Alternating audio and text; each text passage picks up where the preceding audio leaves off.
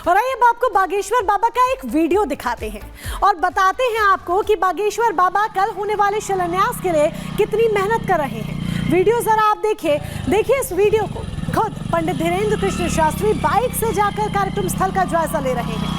पंडित धीरेन्द्र शास्त्री बिना सिक्योरिटी के लिए बाइक से वहां पर पहुंचते, उनके साथ कोई सिक्योरिटी नहीं है और कल होने वाले शिलान्यास कार्यक्रम की तैयारियां देख रहे थे। पंडित धीरेन्द्र शास्त्री इसीलिए इतनी मेहनत कर रहे हैं क्योंकि कल यानी कि 23 फरवरी वो दिन जब प्रधानमंत्री नरेंद्र मोदी कैंसर अस्पताल का शिलान्यास करने के लिए आ रहे हैं। तो आज से 3 दिन बाद यानी कि 26 फरवरी को बागेश्वर धाम में ही सामूहिक कन्या विवाह है। पंडित धीरेन्द्र शास्त्री हर साल की तरह इस साल भी कन्या विवाह करवा रहे हैं, जिसमें 251 कन्याओं का विवाह होना है। तो तस्वीरें आपके सामने हैं, ये तस्वीरें दिखा रही हैं कि किस तरीके से पूरी मेहनत कर रहे हैं बाबा बागेश्वर।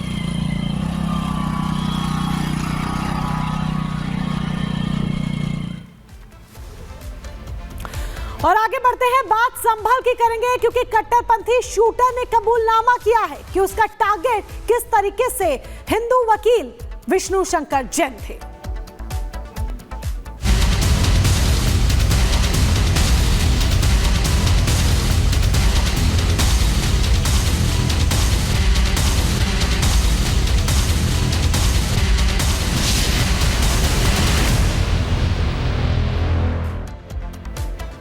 संभल में 24 नवंबर के दिन जो हिंसा हुई थी उस दिन निशाने पर हिंदू पक्ष के वकील थे।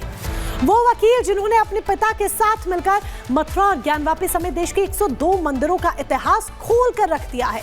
जिन मंदिरों में कुछ लोगों का कब्जा है, उन हिंदू मंदिरों से कब्जा हटाने के लिए लड़ाई लड़ रहे हैं। कुछ कट्टरपंथियों को ये वकील इतने खटक रहे हैं कि कट्टरपंथियों ने प्लान ही बना डाला कि अब तो इनकी हत्या कर देंगे।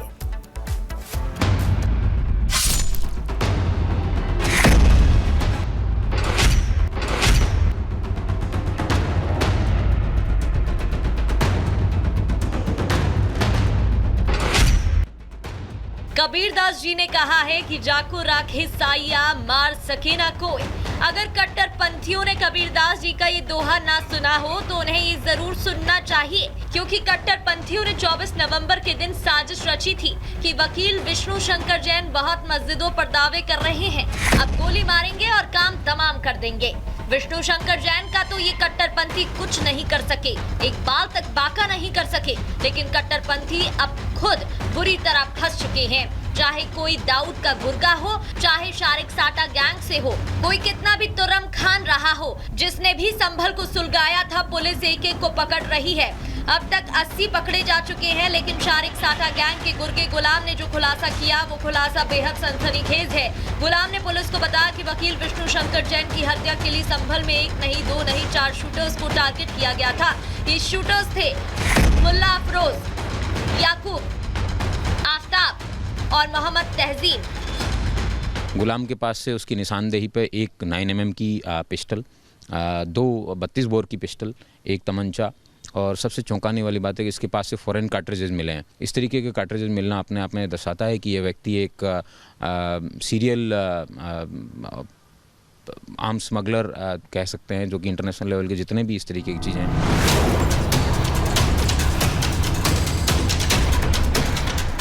विष्णु शंकर जैन की हत्या के लिए इन शूटर्स को विदेशी हथियार दिए गए थे। ये लोग विष्णु शंकर जैन पर ताबड़तोड़ गोलियां बरसाने वाले थे, लेकिन पुलिस की मुस्तैदी के चलते कोई दंगाई विष्णु शंकर जैन तक पहुंच ही नहीं सका। ठीक है, वकील है जो घूम घूम के हर जगह पे पिटीशन लगाता है और उस वकील को है वो ठिकाने लगाना है। भीड़ में जब ये लोग चले जाएंगे मॉर्निंग में, तो ये भी स्वयं भी वहाँ पे मौके पे गया था मुल्ला अफरोज के साथ में, और जब पुलिस का काफ़ी हैवी डिप्लॉयमेंट था उसकी वजह से इनको काफ़ी परेशानियों का सामना करना पड़ा।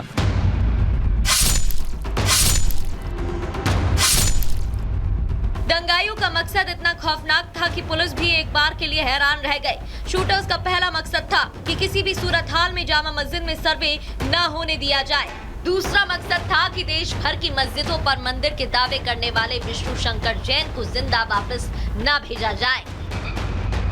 शूटर्स ने कोशिश तो खूब की, लेकिन हमने आपको बताया ना कि जाको राखे साइया मार सके ना कोई। जब भगवान की इच्छा नहीं थी तो ये शूटर्स क्या ही कर लेते। विष्णु शंकर जैन का बाल तक बाका नहीं कर पाए।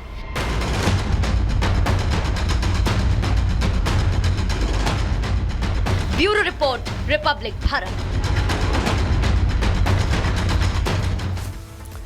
साहिल हमारे सहयोगी संभल से लाइव हमारे साथ जुड़ चुके हैं। साहिल, जिस तरीके से खुलासा हुआ उसके बाद सवाल उठता है कि क्या जो सनातन हित के लिए आवाज उठाएगा ये कट्टरपंथी उसके खात्मे का प्लान तैयार कर लेंगे, इस हद तक गिरते चले जाएंगे? जी बिल्कुल, निश्चित तौर पे जिस तरीके से गुलाम ने पुलिस इंटेरोगेशन में खुलासा की है कि विष्णु शंकर जैन की हत्या की जो प्लानिंग थी वो रची जा रही थी, जिसके जो निर्देश थे वो दुबई में बैठे शारिक साटे ने निर्देश दिए थे गुलाम को कि एक वकील है जो कि जगह जगह पे पहुंच के पिटीशन लगा रहा है और सर्वे के दौरान वो भी वहां पर संभल में मौजूद रहेगा। हालांकि अभी नाम नहीं बताया गया था गुलाम को कि आखिरकार विष्णु शंकर जैन की हत्या की प्लानिंग करनी है, लेकिन उसको लेके जो है गुलाम अपना जो साथी था मुल्ला अफरोज उसके संपर्क में आता है और कहा जाता है कि सर्वे के दौरान जो है एक वकील जो है वो भी यहां पर पहुंचेंगे, उनकी हत्या करनी है और ऐसी प्लानिंग की जाती है। लेकिन पुलिस की डिप्लॉयमेंट वहां पे काफ़ी ज़्यादा की गई थी, कोशिश जो थी तमाम जो थी आरोपियों की तरफ से ज़रूर की गई थी कि वकील की जो हत्या वो यहाँ पर की जाए और जो नुकसान है वो पहुँचाने की कोशिश की, लेकिन एसपी संभल के मुताबिक कि पुलिस की डिप्लॉयमेंट काफ़ी ज़्यादा थी, उनके मंसूबे फेल हो जाते हैं। मंसूबे फेल हो गए और फेल होने भी थे क्योंकि यहाँ पर उत्तर प्रदेश पुलिस है जो कि अपराधियों की धरपकड़ तेजी से करती है। जुड़ने के लिए महाकुंभ में महाशिवरात्रि को लेकर क्या तैयारी की गई है, इसको लेकर प्रशासन का क्या कुछ कहना है, हमारे सहयोगी ने महाकुंभ डीआईजी से बात की, सुनिए। 26 तारीख को महाशिवरात्रि का स्नान है, उस लिहाज से क्या कुछ इंतजाम है? देखिए, शिवरात्रि पे शिवालयों में भी भीड़ रहेगी और स्नानार्थियों की भी भीड़ रहेगी, तो उसी हिसाब से व्यवस्था हम लोगों की रहेगी। पुलिस का डिप्लॉयमेंट किया जा रहा है, जितने प्रमुख मंदिर हैं उन पे सब पे डिप्लॉयमेंट किया गया है। सारे घाटों पे डिप्लॉयमेंट किया गया है, हमारे डाइवर्जेंस से लेंगे, हमारी पार्किंग से लेंगे। आज भी सुबह 10 बजे तक करीब 50 लाख लोगों ने स्नान किया है, करीब 58,000 गाड़ियां सुबह 10 बजे तक ही आई हैं। तो व्यवस्था जो है हम लोगों की अच्छी चल रही है, सब जगह भीड़ नियंत्रण और ट्रैफिक जो नियंत्रण है वो बहुत अच्छा है। मेला क्षेत्र में कहीं भी ट्रैफिक के चौक होने की शिकायत नहीं है।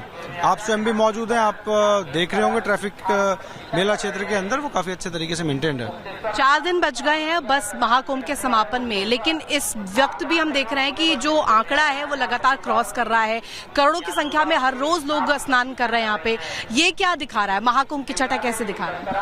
अब देखिए, ये लोगों का उत्साह है और जैसे जैसे लोग आ रहे हैं पुलिस पूरी मुस्तैद है। पुलिस अपने पूरे मेहनत से, हमारे जवान दिन रात जग के सबकी सेवा करके और सुनिश्चित करा रहे हैं कि सभी लोग अपने गंतव्य को सकुशल रवाना हों। और चलिए इसी के साथ आगे बढ़ते हैं। बागेश्वर धाम जाएंगे प्रधानमंत्री नरेंद्र मोदी। जी हां, आगे आने वाले दिनों में जबरदस्त तस्वीर सामने आने वाली है। एक तरफ प्रधानमंत्री नरेंद्र मोदी जो सनातन के पुराने वैभव को वापस लेकर आ गए हैं, तो दूसरी तरफ बाबा बागेश्वर जो सनातन का डंका पूरे देश दुनिया में बजा रहे हैं। सोचिए जरा वो क्या तस्वीर होगी जब प्रधानमंत्री नरेंद्र मोदी और बाबा बागेश्वर पहली बार एक साथ एक मंच पर होंगे।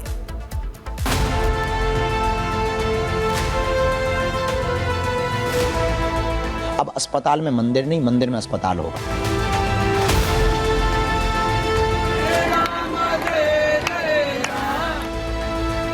फरवरी 2025 ये वो तारीख है जो इतिहास के पन्नों में सुनहरे अक्षरों में लिखी जाएगी। 23 तारीख को वो होगा जो दुनिया में आज तक नहीं हुआ। 23 तारीख को दुनिया देखेगी जब सनातन की ताकत समाज कल्याण के लिए होगी। 23 फरवरी को पहली बार किसी मंदिर में अस्पताल की आधारशिला रखी जाएगी। 23 तारीख को पहली बार प्रधानमंत्री नरेंद्र मोदी और बाबा बागेश्वर एक साथ एक मंच पर होंगे। कल पीएम मोदी मध्य प्रदेश के छतरपुर जा रहे हैं, जहां वो एक कैंसर हॉस्पिटल का भूमि पूजन कर आधारशिला रखेंगे।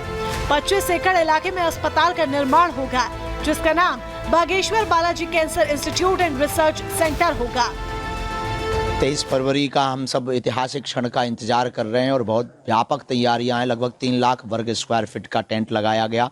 6 से 7 जगह पर पार्किंग व्यवस्था की गई, 20 जगह पर जल की व्यवस्था की गई है।